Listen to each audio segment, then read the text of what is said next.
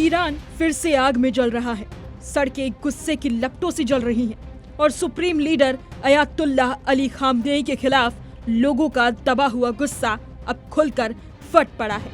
दिसंबर 2025 के अंत से शुरू हुए ये विरोध प्रदर्शन अब पूरे देश में फैल चुके हैं और हालात हर गुजरते दिन के साथ और विस्फोटक होती जा रही हैं। देश के कोने कोने में तेहरान के ग्रैंड बाजार से लेकर दूर दराज के प्रांतों तक लोग सड़कों पर उतर आए हैं। सबसे आगे हैं युवा, खासकर जेन जेड की वो पीढ़ी जो बेरोजगारी की मार, आसमान छूती महंगाई और सख्त इस्लामी नियमों की जंजीरों में जकड़ी हुई है। ये वो नौजवान हैं जिन्होंने कभी स्थिरता नहीं देखी, जिनकी जिंदगी मुद्रा के लगातार गिरते मूल्य और खाली जेबों के बीच गुजर रही है। रिपोर्ट्स बताती हैं कि 19 से ज्यादा प्रांतों और 40 से ज्यादा शहरों में हालात बेकाबू हो चुके हैं।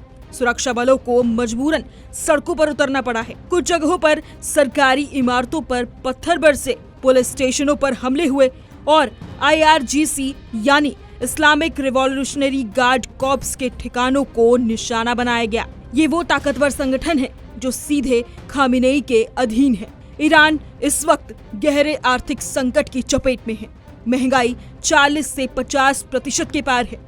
रियाल डॉलर के मुकाबले रिकॉर्ड निचले स्तर पर और आम आदमी की जिंदगी दिन ब दिन असहनीय। शुरू में ये विरोध सिर्फ आर्थिक थे, दुकानदारों की हड़ताल तक, लेकिन अब ये राजनीतिक आग में बदल चुके हैं। सड़कों पर गूंज रहे नारे बताते हैं कि लोग सिर्फ रोटी नहीं बल्कि आजादी की मांग कर रहे हैं। डिक्टेटर की मौत, खामेनेई को मौत। ये साल खून का साल है। सैयद अली गिरेगा और कुछ जगहों पर शाह वापस आएगा। पूर्व शाही शासन की वापसी की पुकार लगाई जा रही है। झड़पों में दोनों तरफ नुकसान हुआ है।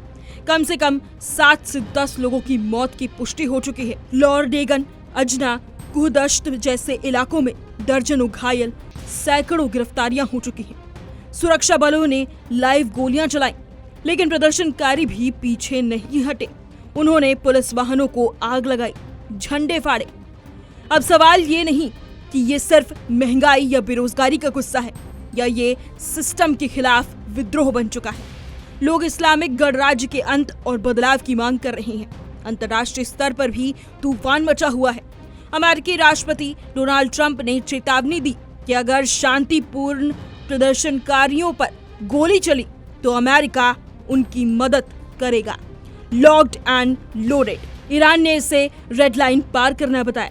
कुछ विश्लेषक बाहरी हाथ की बात कर रहे हैं, लेकिन ठोस सबूत नहीं है।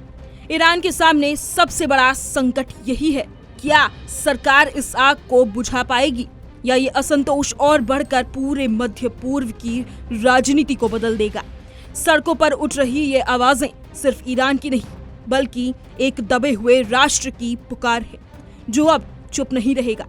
आने वाले दिन बताएंगे कि ये आंदोलन कहां तक जाएगा, लेकिन फिलहाल ईरान की धरती पर बदलाव की आहट साफ सुनाई दे रही है।